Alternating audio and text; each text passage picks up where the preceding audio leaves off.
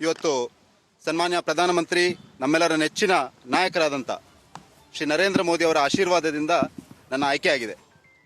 ನಾನು ಈ ಸಂದರ್ಭದಲ್ಲಿ ಸನ್ಮಾನ್ಯ ಪ್ರಧಾನಮಂತ್ರಿಗಳಾದ ಶ್ರೀ ನರೇಂದ್ರ ಮೋದಿ ಅವರಿಗೆ, ಸನ್ಮಾನ್ಯ ಗೃಹ ಸಚಿವರಾದಂಥ ಶ್ರೀ ಅಮಿತ್ ಶಾ ಅವರಿಗೆ, ಸನ್ಮಾನ್ಯ ರಾಷ್ಟ್ರೀಯ ಅಧ್ಯಕ್ಷರಾಗಿರುವಂಥ ಶ್ರೀ JP ನಡ್ಡಾ ಅವರಿಗೆ, ಸನ್ಮಾನ್ಯ ರಾಷ್ಟ್ರೀಯ ಸಂಘಟನಾ ಪ್ರಧಾನ ಕಾರ್ಯದರ್ಶಿಗಳಾಗಿರುವಂಥ ಶ್ರೀ BL ಸಂತೋಷ್ ಅವರಿಗೆ, ನಮ್ಮ ರಾಜ್ಯದ ಮೇರು ನಾಯಕ ನಮ್ಮೆಲ್ಲರ ಮಾರ್ಗದರ್ಶಕರಾಗಿರುವಂಥ ಶ್ರೀ BS ಯಡಿಯೂರಪ್ಪನವರಿಗೆ, ನಮ್ಮ ರಾಜ್ಯದ ಅಧ್ಯಕ್ಷರು ಯುವಕರ ಕಣ್ಮಣಿ ಆಗಿರುವಂಥ ಶ್ರೀ BY ವಿಜಯೇಂದ್ರ ಅವರಿಗೆ, ರಾಜ್ಯದ ಸಂಘಟನಾ ಪ್ರಧಾನ ಕಾರ್ಯದರ್ಶಿ ಆಗಿರುವ ಶ್ರೀ GV ರಾಜೇಶ್ ಅವರಿಗೆ ಮತ್ತು ನಮ್ಮ ಜಿಲ್ಲೆಯ BJP ಅಧ್ಯಕ್ಷರಾದ ಶ್ರೀ ಸತೀಶ್ ಕುಂಪಲ ಅವರಿಗೆ, ನಮ್ಮ ಸನ್ಮಾನ್ಯ ಸಂಸದರಾಗಿರುವಂಥ ಶ್ರೀ ನಳಿನ್ ಕುಮಾರ್ ಕಟೀಲ್ ಅವರಿಗೆ, ಈ ಜಿಲ್ಲೆಯ ಶಾಸಕರುಗಳಾಗಿರುವಂಥ ಶ್ರೀ ಉಮಾನಾಥ್ ಕೋಟ್ಯಾನ್ ಅವರಿಗೆ, ಶ್ರೀ ರಾಜೇಶ್ ನಾಯಕ್ ಅವರಿಗೆ, ಶ್ರೀಮತಿ ಭಾಗೀರಥಿ ಮುರುಳ್ಳಿ ಅವರಿಗೆ, ಶ್ರೀ ಹರೀಶ್ ಪೂಂಜಾ ಅವರಿಗೆ, ಡಾಕ್ಟರ್ ಭರತ್ ಶೆಟ್ಟಿ ಅವರಿಗೆ, ಶ್ರೀ ವೇದವ್ಯಾಸ್ ಕಾಮತ್ ಅವರಿಗೆ ಮತ್ತು ಈ ಜಿಲ್ಲೆಯಿಂದ ವಿಧಾನ ಪರಿಷತ್ತಿಗೆ ಆಯ್ಕೆಯಾಗಿರುವಂಥ ಶ್ರೀ ಪ್ರತಾಪ್ ಸಿಂಹ ನಾಯಕರವರಿಗೆ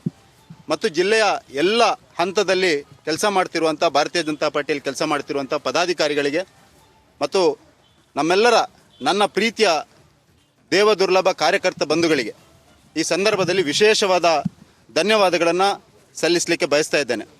ಅದೇ ರೀತಿ ಈ ಜಿಲ್ಲೆಯಲ್ಲಿ ಹಲವಾರು ವರ್ಷಗಳಿಂದ ನಾವೊಂದು ವಿಚಾರ ಪರಿವಾರಕ್ಕೆ ಕೆಲಸ ಮಾಡ್ತಿರುವಂಥ ಎಲ್ಲ ವಿಚಾರ ಪರಿವಾರದ ಸಂಘ ಪರಿವಾರದ ಸಂಘಟನೆಯ ಎಲ್ಲ ಹಿರಿಯರುಗಳಿಗೆ, ಸ್ವಯಂ ಸೇವಕ ಬಂಧುಗಳಿಗೆ, ಕಾರ್ಯಕರ್ತರಿಗೆ ಈ ಸಂದರ್ಭದಲ್ಲಿ ಧನ್ಯವಾದಗಳನ್ನು ಸಲ್ಲಿಸಲಿಕ್ಕೆ ಬಯಸ್ತಾ ಇದ್ದೇನೆ.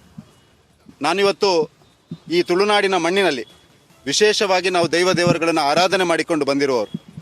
ಈ ಮಣ್ಣಿಗೆ ಆ ಶಕ್ತಿ ಇರುವುದೇ ದೇವರುಗಳಿಂದ. ಈ ಸಂದರ್ಭದಲ್ಲಿ ಈ ಮಣ್ಣಿಗೆ ವಿಶೇಷವಾಗಿ ಗೌರವವನ್ನು ಕೊಡ್ತಿರುವಂಥ ವ್ಯಕ್ತಿ ನಾನು. ಹಾಗಾಗಿ ಇವತ್ತು ಈ ಘೋಷಣೆ ಆದ ಕೂಡಲೇ ನನ್ನ ತಂದೆ ತಾಯಿ ಆಶೀರ್ವಾದವನ್ನು ಪಡೆದುಕೊಂಡ, ಆ ಶರವು ಮಹಾಗಣಪತಿಯ ಆಶೀರ್ವಾದವನ್ನು ಪಡೆದುಕೊಂಡು ನಾನು ಸೇನೆಯಲ್ಲಿ ಕೆಲಸ ಮಾಡ್ತಿದ್ದಂಥ ಸಂದರ್ಭದಲ್ಲಿ ಈ ತಾಯಿ ನೆಲಕ್ಕೋಸ್ಕರ, ಈ ಮಣ್ಣಿಗೋಸ್ಕರ ಪ್ರಾಣಾರ್ಪಣೆಯನ್ನು ಮಾಡಿದಂಥ ವೀರ ಯೋಧರ ಸ್ಮಾರಕ ಏನು ಮಂಗಳೂರಿನಲ್ಲಿ ಇದೆಯಾ, ಅಲ್ಲಿಗೆ ಬಂದು ಈ ದೇಶಕ್ಕಾಗಿ ಬಲಿದಾನವನ್ನು ಮಾಡಿದ, ಸರ್ವೋಚ್ಚ ಬಲಿದಾನವನ್ನು ಮಾಡಿದ ಈ ಮಣ್ಣಿನ ಮಕ್ಕಳಿಗೆ ಗೌರವವನ್ನು ಕೊಡಲಿಕ್ಕೆ ಈ ಸಂದರ್ಭದಲ್ಲಿ ಇಲ್ಲಿ ಬಂದಿದ್ದೇನೆ.